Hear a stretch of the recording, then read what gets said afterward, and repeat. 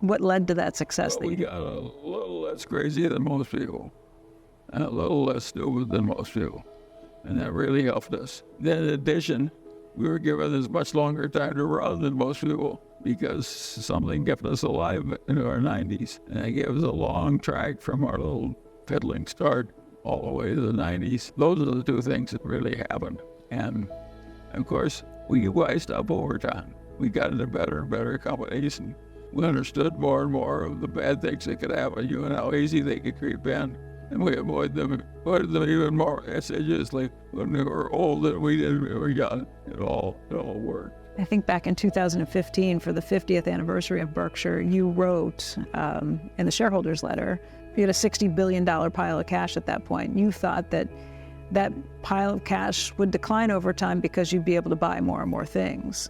Now you've got almost $160 billion in cash. Is there an opportunity for a really big purchase with that? And do you think you'll see one? Well, of course, there's an opportunity for a purchase a lot bigger that people can make who don't have 160. We have $160 billion in cash, plus a great credit rating we deserve. And who in the hell has that? Not very many.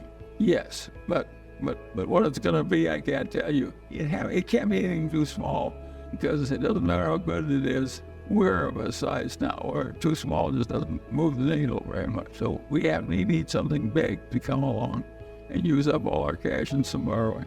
But who's more likely to find something? The guy who has $160 billion in cash, plus a long history of buying bargains. I don't think it's hopeless. It may have to be done by some different people. You know that the next time we may not be able just to squeeze a little more lemon juice out of the old lemons. We may be able to, we may have to squeeze some new lemons.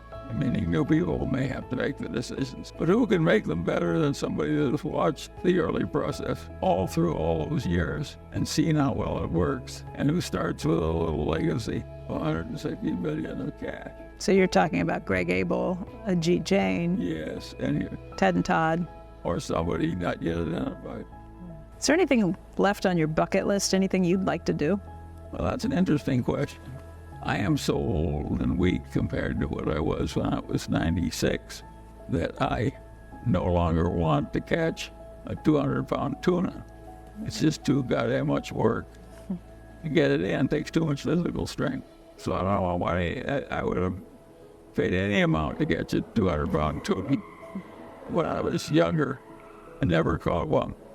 And now give me the opportunity, I would just decline going. I won't even go out after them. There are things you give up with time.